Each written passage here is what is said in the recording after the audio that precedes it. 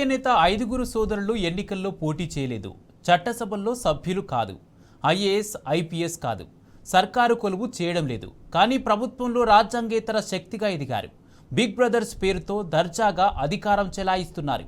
వాళ్ళు ఫోన్ చేస్తే నేరుగా ముఖ్య నేత మాట్లాడినట్టే. వాళ్ళు కన్నెర్ర చేస్తే ముఖ్య నేత మూడో కన్ను తెరిచినట్టే. వారి మాటే శాసనం, చెప్పిందే వేదం. టెండర్ ఏదైనా వాళ్ళు కన్ను గీటితేనే దక్కుతుంది. కాంట్రాక్టులు, కాంట్రవర్సీలు, ఇలా ఫైలు ఏదైనా వాళ్ళు ఎస్ అంటే రబ్బర్ స్టాంపు పడిపోతుంది. ఇందులో అందరికంటే పెద్దోడి రూటే సపరేటు.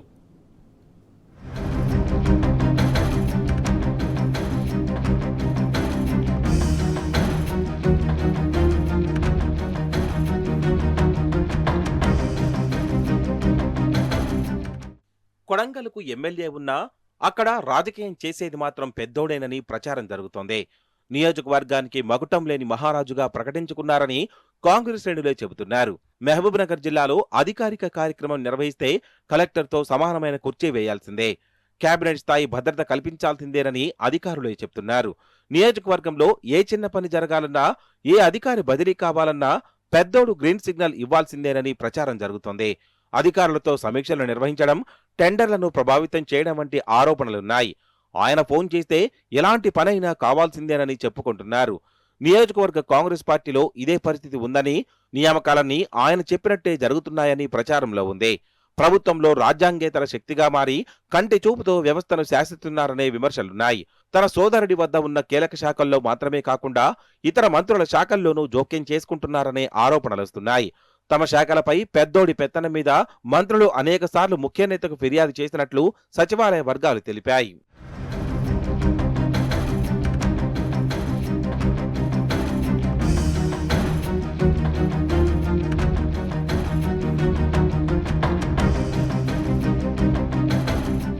ప్రభుత్వ శాఖల్లోని సీఈ, ఎండీ, కీలక స్థాయి అధికారులను, జిల్లాల్లో కలెక్టర్లు, ఆర్డీఓలు వంటి అధికారులను గుప్పెట్లో పెట్టుకుని భయపెట్టి పనులు చేయించుకుంటున్నారనే ప్రచారం జరుగుతోంది.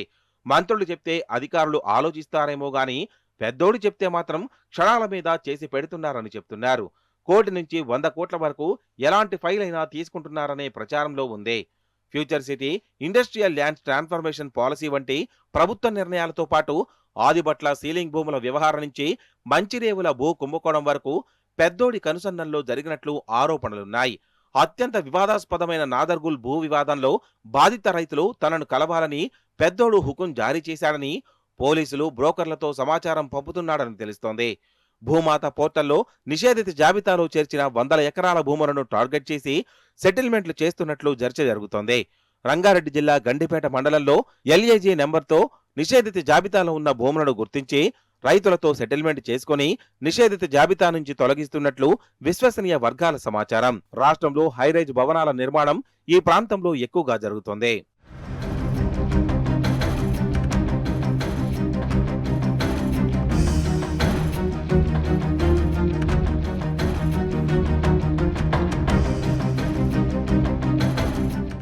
మూసాపేటలోని సర్వే నెంబర్ 210లో ఉన్న ప్రభుత్వ భూములను ప్రైవేట్ వ్యక్తులకు అప్పగించడంలో పెద్దోడు కీలకంగా వ్యవహరించినట్టు తెలుస్తోంది. 1970 నుంచి వివాదంలో ఉన్న భూములను గంపగుత్తాగా ప్రైవేట్ కన్స్ట్రక్షన్ కంపెనీకి ఇప్పించినట్లు సమాచారం. ఈ భూమిలో అధికారికంగా 1200 ప్లాట్లు, అనధికారికంగా 600 ప్లాట్లు, మొత్తం 1800 ప్లాట్ల నిర్మాణం జరుగుతుందని చెప్తున్నారు. ఇందులో 100 కోట్లు ముట్టినట్లు ప్రచారంలో ఉంది. Municipal administration, HMDA, contract pending బిల్లులు తదితర వ్యవహారాలు పెద్దోడికి అప్పగించినట్లు సమాచారం. హైడ్రాను వసూళ్ల సాధనంగా మార్చుకున్నారనే ఆరోపణలొస్తున్నాయి. చెరువుల ఆక్రమణల సాగుతో రియల్టర్లను భయపెట్టి ఇండ్ల కూల్చకుండా ఉండాలంటే కోట్లాది రూపాయలు సమర్పించుకోవాలని డిమాండ్ చేస్తున్నారనే ఫిర్యాదులున్నాయి. బహుళ అంతస్తుల భవనాల అనుమతులు, టెండర్ల ప్రక్రియలో మధ్యవర్తిత్వం వహిస్తున్నట్లు చెప్పుకుంటున్నారు. ఐ&పిఆర్ శాఖలో వాణిజ్య ప్రకటనలు తదితర వ్యవహారాలు ఆయన కనుసన్నల్లోనే జరుగుతున్నాయని సమాచారం. హైదరాబాద్ అంతటా అడ్వర్టైజ్మెంట్ కాంట్రాక్టులు, ఫ్లెక్సీల అనుమతులు పెద్దోడి ప్రమేయంతో జరుగుతున్నాయని చెప్తున్నారు. సింగరెడ్డి గనులకు సంబంధించి 7 గనుల్లో టెండర్లలో పెద్దోడి చక్రమే తిప్పారని ఆరోపణలు వినిపిస్తున్నాయి.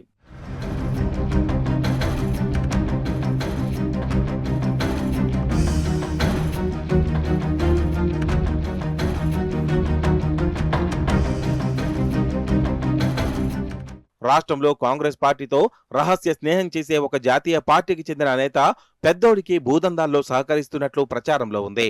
ఖైరతాబాద్ నుంచి గచ్చిబౌలి వరకు వ్యవహారాలు చూసుకుంటున్నారని సమాచారం. ఇటీవల గచ్చిబౌలి సర్వే నెంబర్ 41లోని 2000 గజాలకు సంబంధించిన భూ వివాదం కేసులో పోలీసు ఉన్నతాధికారి పెద్దోడి అనుచరుడిని అదుపులోకి తీసుకున్నారట. ఈ విషయం తెలిసి పెద్దోడు సదరు ఉన్నతాధికారికి ఫోన్ చేశాడని, నా అనుచరుడిని అరెస్టు చేస్తావా అంటూ విరుచుకుపడ్డారని సమాచారం. దీంతో సదరు పోలీస్ అధికారి ధీటుగానే బదిలిచ్చినట్లు తెలిసిందే. ఇతర శాఖల్లో తనకు అనుకూలంగా పనిచేయని అధికారులకు ఫోన్లు చేసి బూతులు తిడుతున్నారని చెప్పుకుంటున్నారు. పెద్దోడి వ్యవహార శైలిపై అటు మంత్రులు ఇటు అధికారులు తీవ్ర అసహనంతో ఉన్నారు.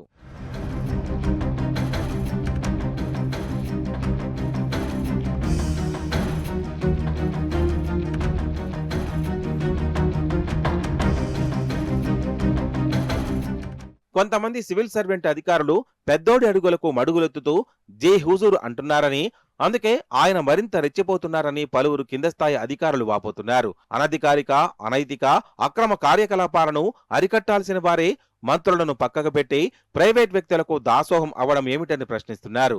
దీంతో మొత్తం వ్యవస్థ నిర్వీర్యమవుతుందని, తమలాంటి వాళ్లను రక్షణ లేకుండా పోతోందని ఆవేదన వ్యక్తం చేస్తున్నారు. ఇదంతా సీఎంకు తెలిసే జరుగుతోందా? ఆయన ఇలాంటి వాటిని ఎలా అనుమతిస్తున్నారు?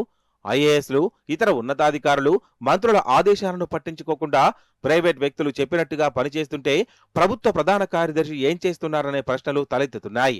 ప్రభుత్వంతో ఎలాంటి సంబంధం లేని, ఏ అధికారిక హోదా లేని వ్యక్తులు నేరుగా ఫోన్ చేసి హెచ్ఓడీలకు, కలెక్టర్లకు ఆదేశాలు జారీ చేస్తుంటే సీఎస్ ఎందుకు చర్యలు తీసుకోవడం లేదనే విమర్శలు వినిపిస్తున్నాయి.